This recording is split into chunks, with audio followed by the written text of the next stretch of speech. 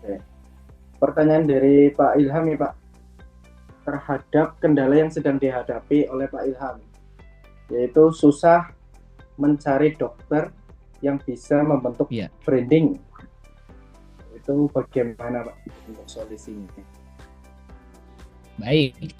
Begini, Pak Ilham dan buat teman-teman yang lain, bisnis itu bukan didasarkan kepada branding, karena branding tuh ujungnya ada di ujung, ada di belakang ya, bukan di pangkal tapi ada di ujung, di belakang. Jadi yang harus kita bangun pertama kali adalah value, Pak. Value propositionnya. Apa yang membedakan antara klinik hewan kita dengan klinik hewan orang lain atau pesaing? Itu harus clear, Pak. Karena standarnya di situ dulu, bukan karena ada sayanya gitu. Gitu ya. Pada awal kita membangun itu it's okay. Value itu menempel pada kita. Tetapi jangan terus-menerus menempel kepada kita, Pak. Tapi menempellah kepada bisnis yang sedang kita bangun, gitu ya. Nah, misalnya katalah apa nih 5 value dari bisnis yang kita punya itu, atau 5 5 nilai yang ingin kita janjikan kepada customer kita kalau mereka berinteraksi dengan bisnis kita. Misalnya contohnya apa? Misalnya katalah ya Bapak pasti yang lebih tahu lah di situ. Nah, ini pertama harus clear dulu, Pak. Nah, setelah value itu kita punyai, nanti kita akan bicara terkait dengan bagaimana caranya supaya value itu ngalir ke customer kita. Maka di situ ada proses, mulai dari proses marketing, proses layanan, proses after sales. Proses marketing untuk mengenalkan value kita kepada orang lain, sales mengkonversi menjadi pembelian atau penjualan, kemudian customer relationship untuk membuat mereka datang lagi ke klinik kita. Nah, itu perlu clear, Pak, di situ. Itu yang saya sebut sebagai bagian dari rumus pertama ya dalam bus tadi, Pak. Gitu ya.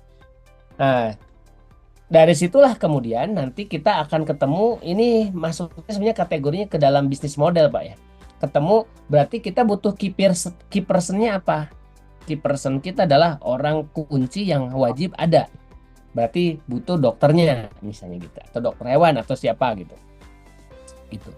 Kemudian key activity-nya apa? Key activity-nya jelas tadi tuh. Butuh kegiatan marketing, kegiatan operasional, layanan customer, dan after sales-nya, kegiatan utamanya. Kemudian kita butuh key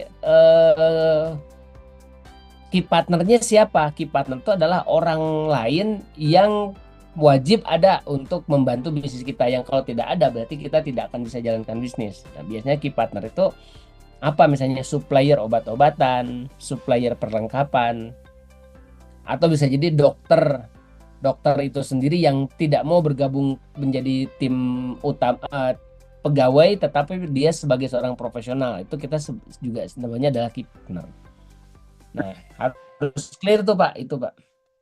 Gitu ya. Jadi kalau kalau kita mau membangun bisnis yang sistemasi, yang bisa kita tinggalkan, berarti berangkat dari apa value yang ingin kita bangun dan kemudian yang akan kita tularkan. Sama Pak, di kami juga begitu. Saya mengawali bisnis itu sendirian, tapi lama-kelamaan kalau terus menerus pendampingan itu ngandelin saya, ya saya waktunya hanya sehari 24 jam, itu pun harus dibagi tiga gitu ya. Dan berarti otomatis kalau saya hanya terus-menerus, mungkin saya hanya bisa ngelayanin satu, dua, tiga, 5 klien dalam 1 bulan. Lebih dari itu, ya saya nggak punya waktu, Pak. Nah, bagaimana caranya? Diduplikasikan, berarti harus mulai membangun tim gitu. Nah, awalnya jangan langsung diserahkan. Misalnya, ya kalau di sini ada Mas Rizky, ajak Mas Rizky ikut saya. Jadi hal-hal yang detail masih saya, nanti hal-hal yang turunannya saya mulai delegasikan ke Mas Rizky, misalnya begitu. Nanti lama kelamaan Mas Rizky terlatih, saya memberikan porsi pekerjaan lebih besar ke Mas Rizky dan saya ambil porsi yang lebih kecil. Sampai akhirnya Mas Rizky bisa secara mandiri. Itu adalah fasenya, Pak. Nah, kadang-kadang mungkin beginilah. Nanti kalau orang itu urusan lain, Pak. Nah, sistem itu, bisnis itu tidak sesimpel itu, ya. tidak hanya tentang dia bisa apa atau saya bisa apa. Karena bisnis itu kompleks. Bisa nggak dapetin customer? Belum tentu orang yang bisa melakukan pendampingan. Bisa atau gini, belum tentu ada dokter yang pinter, dia bisa pinter jualan juga, misalnya begitu. Itulah kenapa kita bagi perannya. Ada yang meriksa pasien atau ada yang meriksa, ada yang melayani memeriksa sebelum pemeriksaan, ada yang kemudian melayani setelah eh, pemeriksaan. Ini kan contohnya.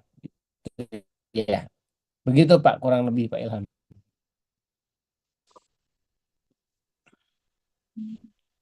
Ya, nah awalnya nggak masalah Pak mencari kita dulu, tapi kita jangan kemudian dalam tanda kutip berbangga untuk terus, wah saya dicari orang nih, ya gitu. Nah ini sebetulnya salah satu dalam tanda kutip musibahnya kita berbisnis itu adalah ketika orang hanya percaya kepada kita saja.